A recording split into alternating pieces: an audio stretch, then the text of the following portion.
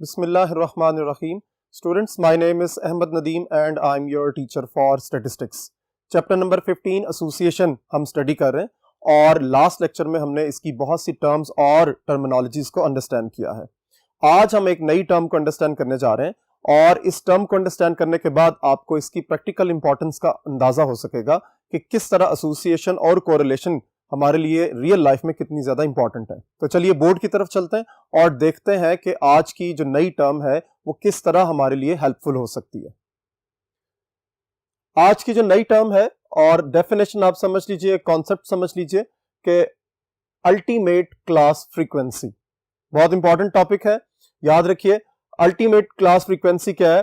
The frequencies of classes of highest order, यानी highest order की जो क्लासेस हैं उनकी जो फ्रीक्वेंसी है वो क्या कहलाएगी? Ultimate class frequency. अब बज़ाहिर तो लगता है कि ये बड़ा एक कॉम्प्लिकेटेड सा जुमला लग रहा है आपको, लेकिन जब आप अपने प्रीवियस लेक्चर का फ्लैशबैक अपने माइंड के अंदर लाएंगे तो इंशाल्लाह आपको इतनी ज्यादा कॉम्प्लिकेशंस नहीं रहेंगी।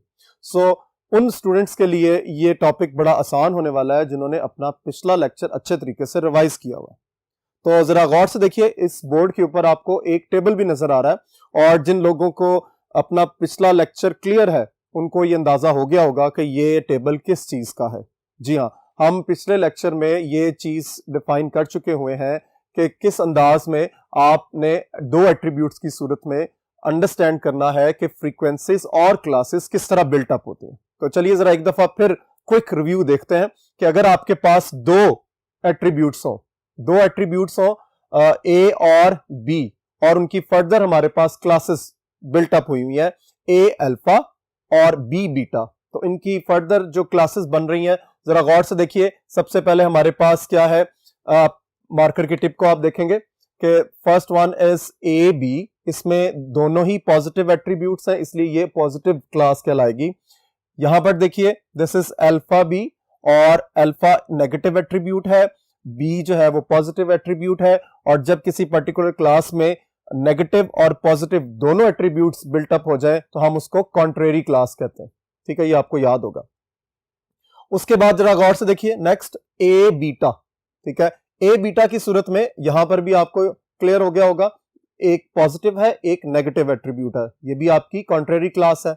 इसी तरह यहां देखिए अल्फा बीटा। अल्फा बीटा का मतलब यह है कि alpha is a negative, beta is also negative, so दोनों ही आपस में मिलेंगे तो आपकी नेगेटिव क्लास बिल्टअप हो रही है। सो ये तो आपका रिव्यू था अबाउट द क्लासेस कि कौन सी पॉजिटिव क्लास है और कौन सी नेगेटिव क्लास है। लास्ट लेक्चर में हमने इस टेबल के हवाले से ये बात भी अंडरस्टैंड की थी कि किस तरह हम फ्रीक्वेंसीज को मेंशन कर सकते हैं। ठीक है, वो क्या था कि जब भी हम अपने एट्रीब्यूट्स के गिर्द ब्रैकेट लगा देते हैं तो वो number of observation for a particular attribute represent कर रहे होते हैं। सो ये बी जो आपको पेन की मार्कर की टिप के ऊपर नजर आ रहा है, this is the frequency of attribute B. Now this is frequency of attribute beta. ठीक है जी, क्योंकि ऊपर आप देखिए जो दूसरा नजर आ रहा है आपको एरिया वो है बीटा। फर्स्ट वन इज ए और उसकी फ्रीक्वेंसी है आगे मेंशन की हुई है। इसी तरह अल्फा है, उसकी आगे फ्रीक्वेंसी मेंशन्ड है। ठीक है, सो आपको ये चीज माइंड के अंदर रखनी है कि किस तरह टेबल को अंडरस्टैंड करने के बाद आप पहुंचेंगे अल्टीमेट क्लास फ्रीक्वेंसी की तरफ। तो जरा आइए वापस अपने टॉपिक की तरफ कि अल्टीमेट क्लास फ्रीक्वेंसी क्या है। वो ये कह रहा है the frequencies of class of the highest order, यानी जिस पर्टिकुलर क्लास का ऑर्डर हाई है। हाई का मतलब ये होगा, याद रखिए कि जिसमें एट्रीब्यूट की तादाद एक से ज्यादा होगी। ठीक है, जब एट्रीब्यूट की तादाद एक से ज्यादा है तो फिर इसका मतलब है उसकी फ्रीक्वेंसी भी हाईएस्ट ऑर्डर की फ्रीक्वेंसी कहलाएगी। ठीक है, इसके लिए हमने अगर के एट्रीब्यूट हमने फर्ज कर लिया है क्या कि ये के एट्रीब्यूट है आपके पास, तो इसका फॉर्मूला यानी अल्टीमेट क्लासेस जो बनेगी वो 2 रेज़ टू पावर के होगा। यानी आप यूं कह सकते हो कि अगर आपके पास के की वैल्यू 1 है तो फिर क्लासेस क्या होंगी आपकी? क्लासेस आपकी क्या बनेंगी? 2 रेज़ टू पावर 1, यानी 2 क्लासेस बनेंगी आपके पास। ठीक है, अगर आपके पास इसी तरह के की वैल्यू 2 हो जाए, यानी आपके पास 2 एट्रीब्यूट्स बिल्टअप हो, तो फिर देखिए अल्टीमेट क्लासेस कितनी होंगी? 2 रेज़ टू पावर 2, यानी 4 अल्टीमेट क्लासेस बनेंगी। और ये कौन सी क्लासेस होंगी? जरा गौर से देखिए, टेबल की तरफ फिर जाना आपने। टेबल की तरफ आपने फिर जाना है और देखना है इस चीज को कि 1, 2, 3 और 4, ठीक है। यानी आपने अंडरस्टैंड करना है कि आपकी अल्टीमेट क्लासेस कौन सी हैं, ठीक है। जरा गौर से देखिए 2 रेज़ टू पावर 2 4। अच्छा, अगर आपके पास एट्रीब्यूट्स की तादाद कितनी हो जाए, 3 हो जाए, तो फिर सोचिए कि कितनी बनेगी। वेरी सिंपल, वो क्या है, 2 रेज़ टू पावर 3, यानी 8 आपकी जो है वो अल्टीमेट क्लासेस बनेगी। तो जब क्लासेस को आप अच्छे तरीके से डिफाइन कर लेंगे, क्लासेस के बारे में आपकी लोकेशन क्लियर हो जाएगी, तो देखिए फ्रीक्वेंसीज के लिए तो फिर प्रॉब्लम रहती ही नहीं है।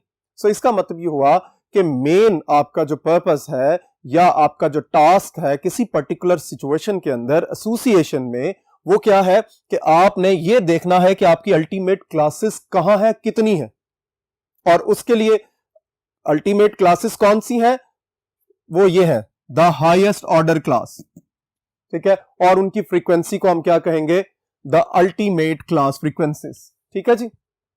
इस चीज को बिल्कुल क्लियर माइंड के अंदर रखें कि जब तक आपका पिछले लेक्चर में जो टॉपिक्स हमने क्लियर किए थे, स्पेशली खास तौर पर वो टेबल जो आपको इस वक्त बोर्ड पर नजर आ रहा है, अगर ये आपको टेबल क्लियर नहीं है तो फिर ये कॉन्सेप्ट क्लियर नहीं होगा कि हाईएस्ट ऑर्डर का मतलब क्या है।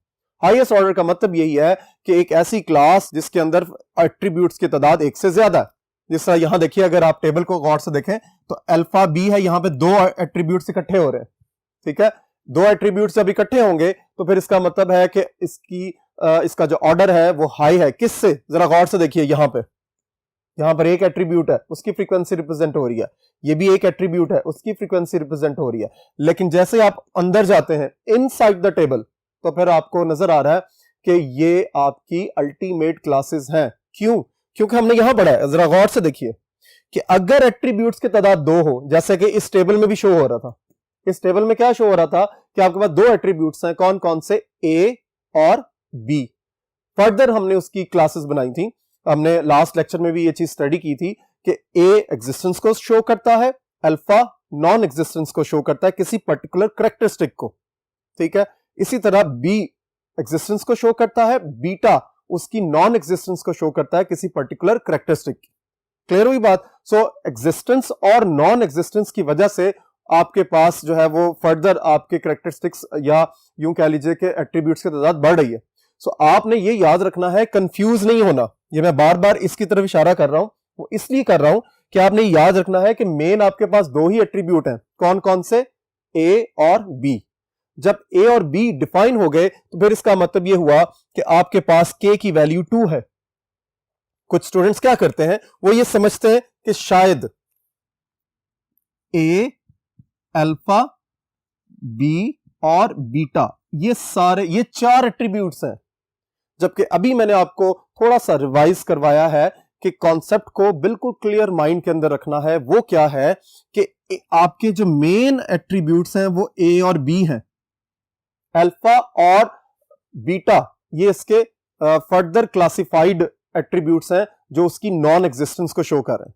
सो बिल्कुल क्लियर माइंड के अंदर रखना है, इंशाल्लाह आपको ये बहुत अच्छे तरीके से क्लियर हो जाएगा। सो ये 4 एट्रीब्यूट्स नहीं है, ये 2 एट्रीब्यूट्स हैं जो मेन आपके एट्रीब्यूट्स थे, ठीक है जी। सो 2 एट्रीब्यूट्स हो तो क्लासेस की तादाद 4 है, जो कि टेबल से भी शो हो रहा है, जो रेड कलर में आपको नजर आ रहा है लिखा हुआ आपकी, ये जो जहां पर 2 एट्रीब्यूट्स शो हो रहे हैं, ए बी का मतलब क्या है कि पॉजिटिव पॉजिटिव, यानी दोनों पॉजिटिव एट्रीब्यूट्स हैं, पॉजिटिव क्लास है, तो ये आपकी एक अल्टीमेट क्लास हो गई।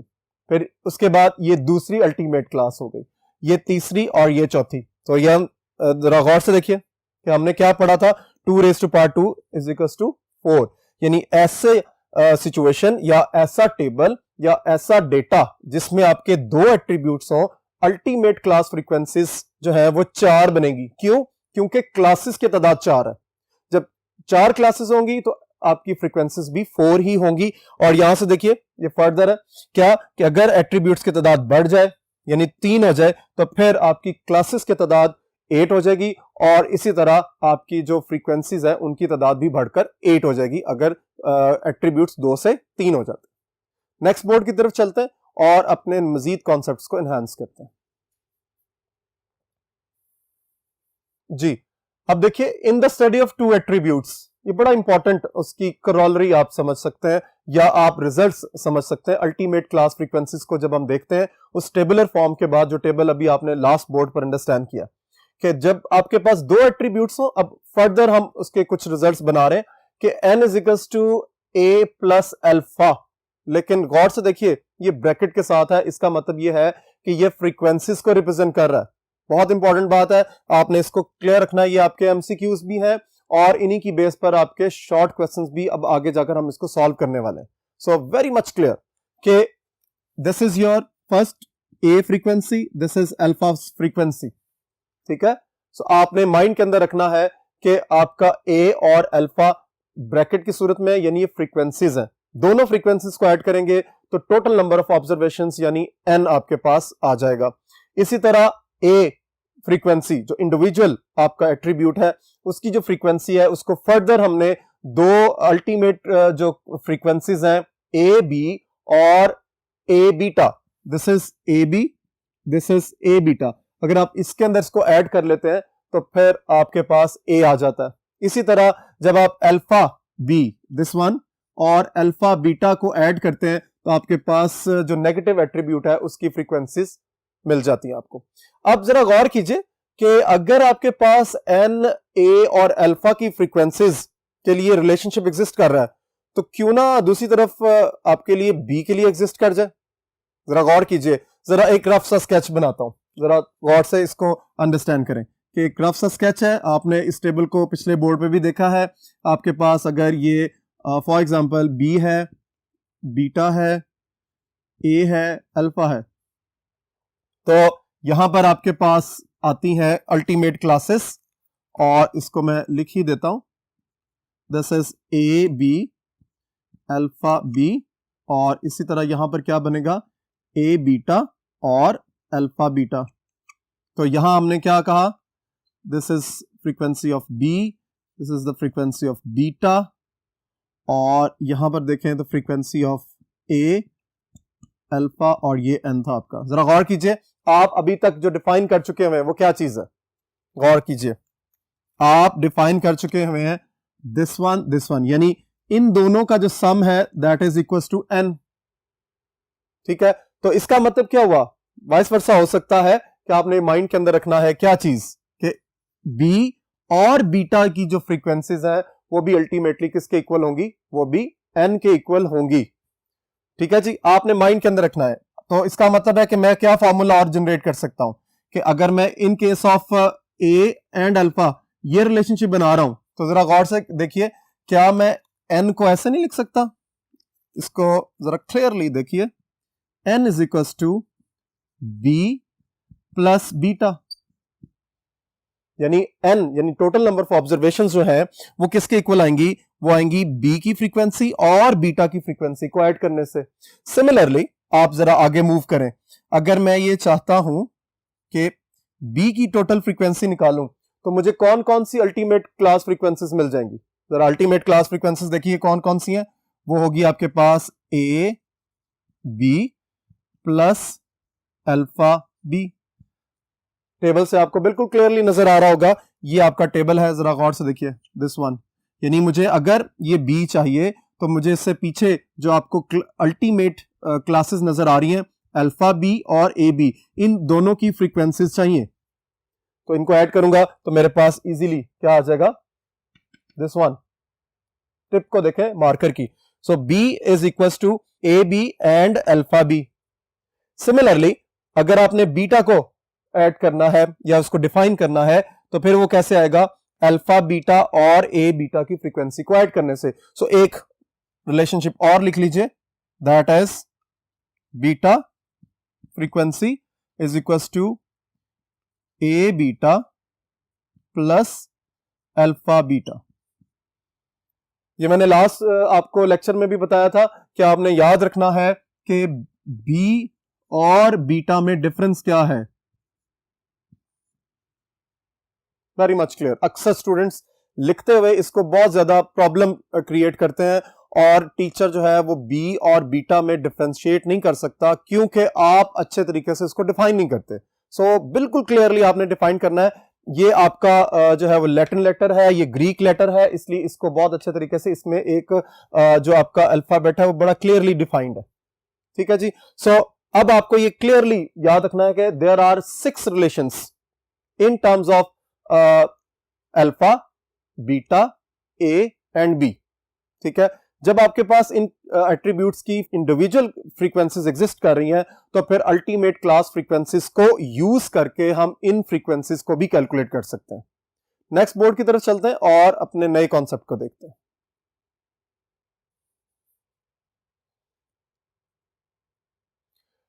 नेक्स्ट है आपके पास कंसिस्टेंट ऑफ डेटा। ये एक नई डेफिनेशन भी है, एक बड़ा इंपॉर्टेंट कॉन्सेप्ट भी है। इसके लिए आपको कुछ इंपॉर्टेंट टर्म्स समझ लीजिए या कुछ इंपॉर्टेंट अजम्पशंस याद रखनी है, कुछ इंपॉर्टेंट क्लूज याद रखने हैं कि कंसिस्टेंट ऑफ डेटा क्या चीज है। ठीक है, क्लास फ्रीक्वेंसीज आर कंसिस्टेंट कब होंगी? अब we are not talking about ultimate class frequencies, we are not talking about simple frequencies. हम ये बात कर रहे हैं कि इन जनरल जो फ्रीक्वेंसीज हैं वो कब आपकी कंसिस्टेंट होंगी। ये याद रखिए, वो कब होंगी? इफ कंफर्म, क्या चीज कंफर्म करें? विद वन अनदर, यानी एक दूसरे को कंफर्म करें। जब तक फ्रीक्वेंसीज एक दूसरे को सपोर्ट नहीं करेंगी वो क्या नहीं कहलाएंगी? वो कंसिस्टेंट नहीं कहलाएंगी। ये एक अजम्पशन है, ये माइंड के अंदर रखना आपने। दूसरा है जी, do not conflict each other. एक तो वो बात आ गई जो दूसरा पॉइंट था कि कंफर्म करें, और दूसरा है कि कॉन्फ्लिक्ट भी पैदा ना करें।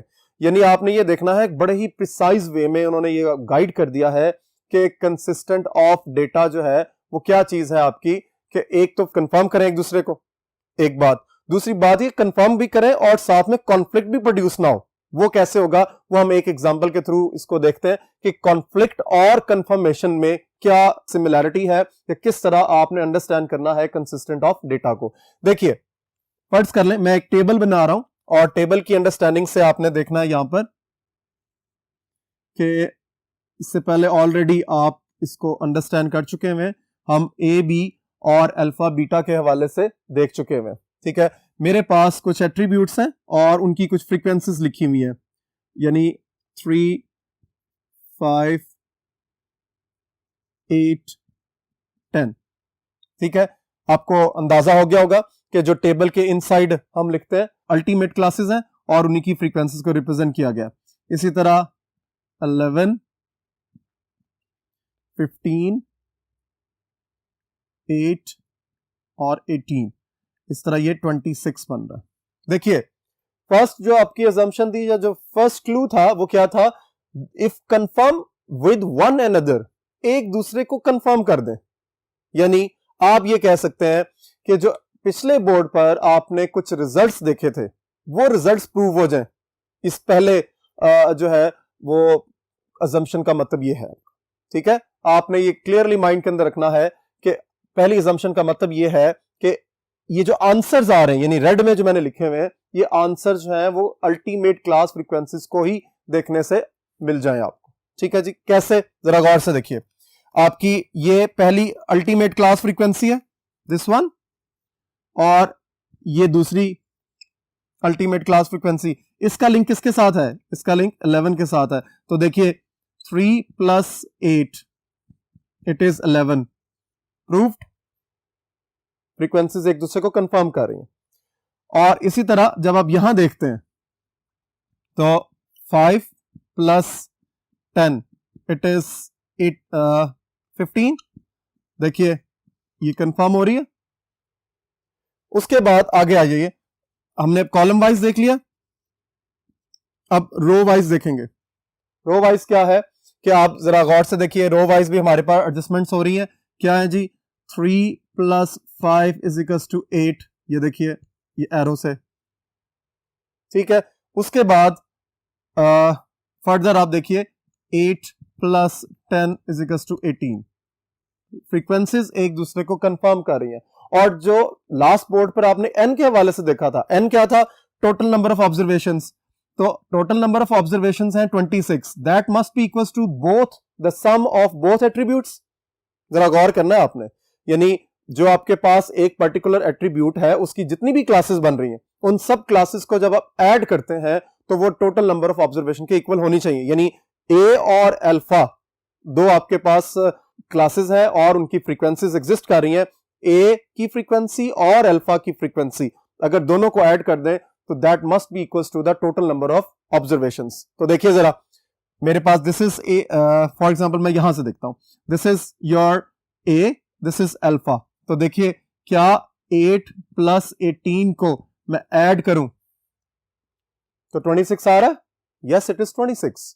सो 26 आने की वजह से क्या हुआ कि ये दोनों जो क्लासेस हैं उनकी फ्रीक्वेंसीज जो है इसको कंफर्म भी कर रही हैं। क्लियर हो की बात? अब जो दूसरा बड़ा इंपॉर्टेंट पॉइंट है वो do not conflict each other, conflict ना पैदा हो। अब कॉन्फ्लिक्ट कैसे पैदा होगा, इसको भी एक छोटी सी एग्जांपल से मैं यहां पर आपको एक्सप्लेन कर देता हूं।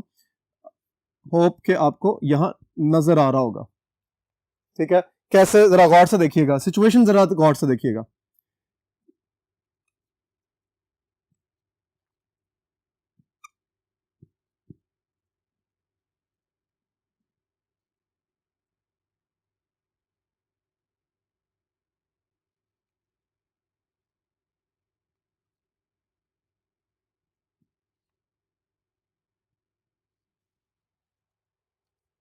गौर से देखिए कि आपके पास क्या सिचुएशन आ रही। फर्स्ट रो को देखिए, 3 plus 5 is equal to 8, yes, confirmation.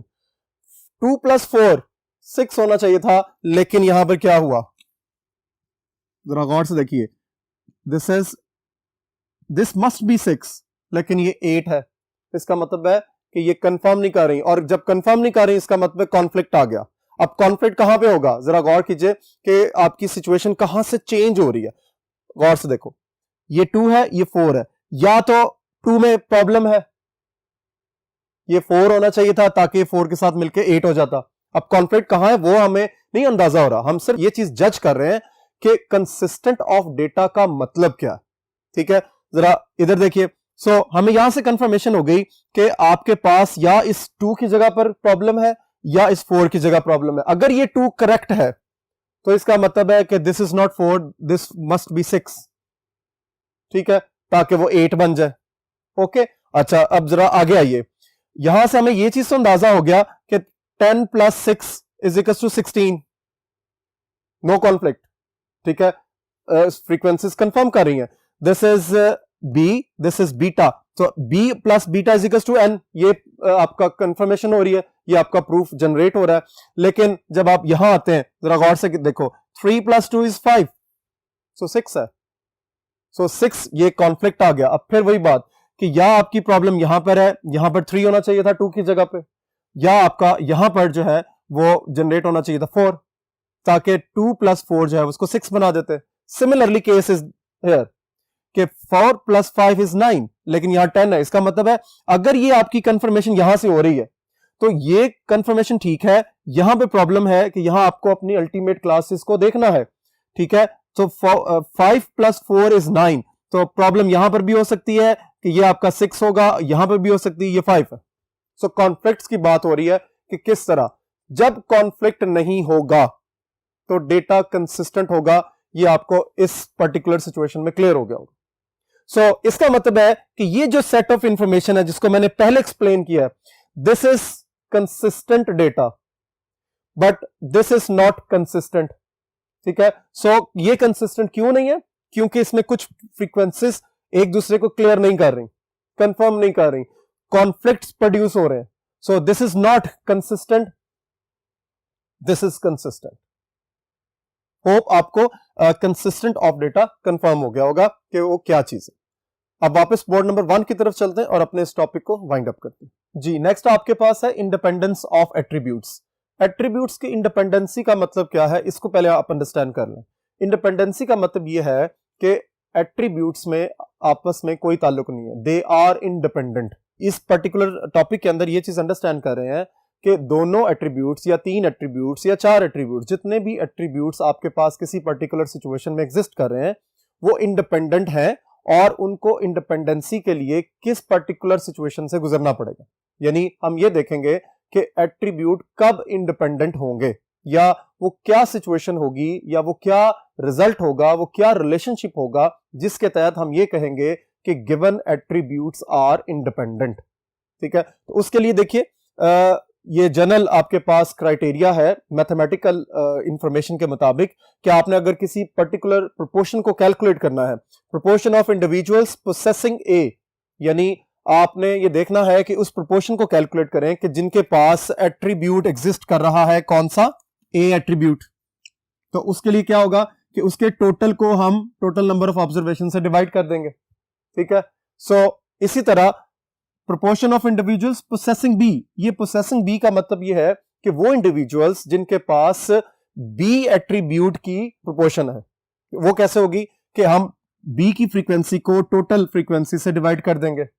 सो ये प्रोपोर्शन कैलकुलेट हो रही है जो आप ऑलरेडी कैलकुलेट कर चुके हुए हैं मैथमेटिक्स के अंदर। ठीक है, सो आपने इसको बिल्कुल क्लियरली, बहुत सिंपल है, बहुत ज्यादा कॉम्प्लिकेटेड नहीं, अभी हम मैथमेटिक्स की टर्म्स में बातें कर रहे हैं। अब प्रोपोर्शन आपने कैलकुलेट करनी है इंडिविजुअल्स पोसेसिंग ए एंड बी, यानी ऐसे इंडिविजुअल्स जिनके पास एट्रीब्यूट ए और एट्रीब्यूट बी दोनों की क्वालिटीज मौजूद हैं और उनकी प्रोपोर्शन हमने अगर निकालनी है तो ऑब्वियसली क्या करेंगे, उसकी फ्रीक्वेंसी को भी एन से डिवाइड कर देंगे। ये मैं बार बार फ्रीक्वेंसी की बात कर रहा हूं, बिल्कुल क्लियरली माइंड के अंदर रखना है कि फ्रीक्वेंसी का मतलब, इसलिए मैं यहां पर ये नाम ले रहा हूं क्योंकि यहां पर आपको ब्रैकेट्स नजर आ रही हैं। सो ब्रैकेट अगर एट्रीब्यूट के साथ लगी हुई है तो इसका मतलब है they are presenting the frequency. ठीक है, सो अगर प्रोपोर्शंस निकल आई हैं, अब आप इसी पर्टिकुलर ये जो तीन सिचुएशंस हमने लिखी हैं, ये किसी भी अंदाज में आप और भी एट्रीब्यूट्स को कंसिडर करके कैलकुलेट कर सकते हो। अब अगर मैं प्रोपोर्शन निकालना चाहता हूं ए बी की, जरा गौर करना है, सिंपल ए बी की, तो इसको क्या इस तरह नहीं लिख सकता मैं, कैसे, proportion of A multiply by proportion of B. ठीक है, अब प्रोपोर्शन ऑफ ए बी क्या है, जरा इनके रिलेशनशिप्स को यूज करें जो हमने यहां पर कैलकुलेट किए हुए। ठीक है, वो कैसे, जरा पुट अप करें वैल्यूज इनकी, तो A B divided by N, यानी ए बी की फ्रीक्वेंसी उसको एन से डिवाइड कर दें। ये जो प्रोपोर्शन ऑफ ए है इसकी वैल्यू क्या थी जो हमने रिलेशनशिप में निकाला है, this is A over N multiply by proportion of B, B frequency divided by N. जब आप इसको सिंप्लीफाई करेंगे तो देखिए आपके पास क्या रिजल्ट जनरेट होगा, जरा इसको सिंप्लीफाई करके देखें। सिंप्लीफाई करते हैं तो आपका रिजल्ट क्या बनता है, जरा देखिए, A B frequency is equals to N, N और एन, ये मल्टी डिवाइड हो रहा है, राइट पर जाकर मल्टीप्लाई हो जाएगा, तो एक एन कैंसिल हो जाएगा, तो आपके पास क्या सिचुएशन एग्जिस्ट करेगी, frequency of A frequency of B divided by N. Clear होगी बात। अब इस पर्टिकुलर सिचुएशन को हम क्या कहते हैं, this is the independence of attributes. यानी अगर आपने दो एट्रीब्यूट्स, मेरी बात को आपने बहुत ध्यान से अंडरस्टैंड करना, ठीक है, वो क्या है जी, कि ए और बी दो एट्रीब्यूट्स हैं आपके पास, ये कब इंडिपेंडेंट होंगे, अगर, ध्यान से, कि अगर frequency of A B is equals to individual frequency of A multiply by individual frequency of B divided by total number of observations. So sentence याद रखना है, independence of attributes is equals to this one. ठीक है, इसको next board पर wind up करते हैं और देखते हैं कि मजीद इसके क्या रिजल्ट्स जनरेट होते हैं। जी, हमने कंडीशन ऑफ इंडिपेंडेंसी को फाइनलाइज कर लिया कि अगर दो एट्रीब्यूट्स इंडिपेंडेंट हो तो उसके लिए क्या कंडीशन होगी कि ए बी की frequency must be equals to individual frequency of A multiply by individual frequency of B divided by N. यहां तक बात क्लियर होगी, यानी इसका मतलब ये हुआ कि अगर ये रिजल्ट प्रूव हो जाए, ये वाला जो आपको इस वक्त मार्कर की टिप के ऊपर नजर आ रहा है कि लेफ्ट हैंड साइड अगर राइट हैंड साइड के इक्वल आ जाए, तो इसका मतलब है हम ये कहेंगे कि attributes are independent. For example, next क्या है हमारे पास कि अगर ये सिचुएशन ना हो, सो हम यहां लिखेंगे ए बी, या हम ये कह सकते हैं एट्रीब्यूट्स आर इंडिपेंडेंट।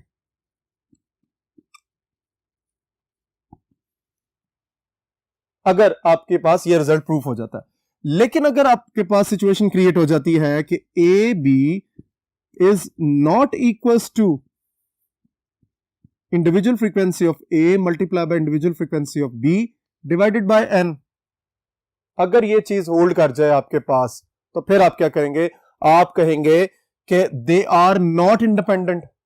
देखिए, अगर कंडीशन होल्ड कर रही है यानी इक्वालिटी होल्ड कर रही है तो एट्रीब्यूट्स क्या है, इंडिपेंडेंट।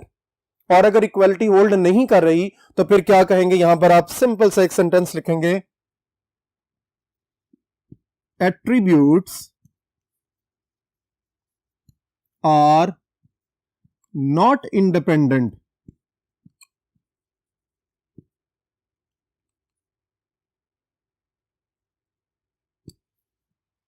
इंडिपेंडेंट नहीं है। देखिए, इसीलिए मैंने इसका लिंक यहां पे जनरेट किया कि अगर इक्वालिटी होल्ड कर रही है तो इंडिपेंडेंट, और अगर इक्वालिटी होल्ड नहीं कर रही तो नॉट इंडिपेंडेंट। और अगर जरा सिनोनिम्स को अंडरस्टैंड करें या इसकी जो वे ऑफ जनरेशन बन रही है आपकी, उसको अगर आप अंडरस्टैंड करें तो आपको अंदाजा हो जाएगा कि नॉट इंडिपेंडेंसी का मतलब क्या है। हम एक जुमला और भी या एक वर्ड और ऐड कर सकते हैं, वो है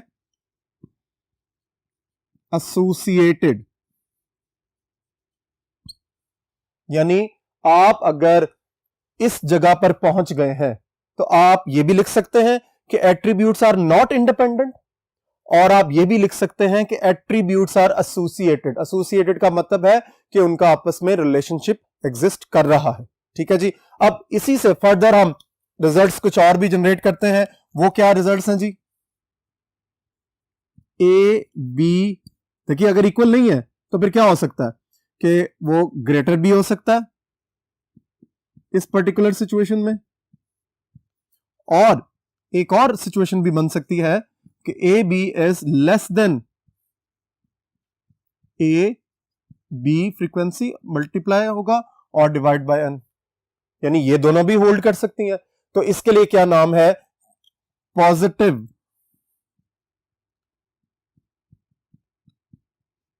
एसोसिएशन।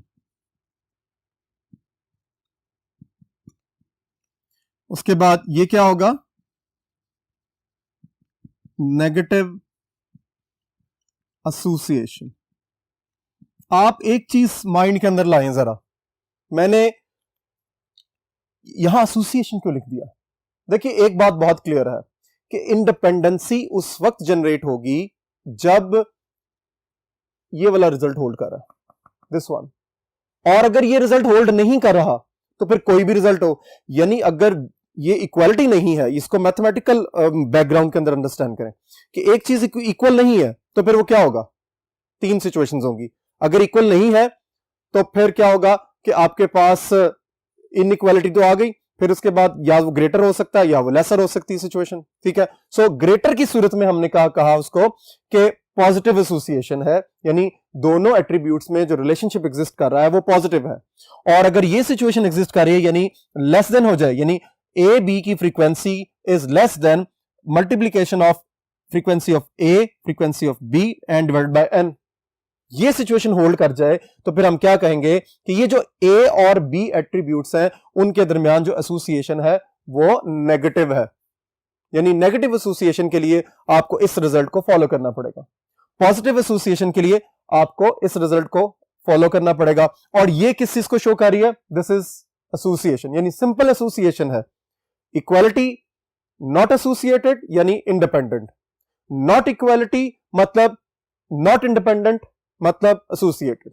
सो ये बड़ा आपस में लिंक्ड है, इसलिए आपने अच्छे तरीके से माइंड के अंदर रखना है कि यहां पर आपने ये सारी बातें याद रखनी है। सारे आपके शॉर्ट क्वेश्चंस हैं और ये जो रिलेशनशिप्स आपको यहां नजर आ रहे हैं ये सारे के सारे आगे न्यूमेरिकल क्वेश्चंस में यूज होंगे। होप आपको आज का लेक्चर यहां तक अच्छे तरीके से समझ आ गया होगा। आपने इन टर्म्स को, इन टर्मिनोलॉजीज को अच्छे तरीके से रिवाइज करना है। अपनी फैमिली का ख्याल रखिए। इंशाल्लाह नेक्स्ट लेक्चर में मुलाकात होगी।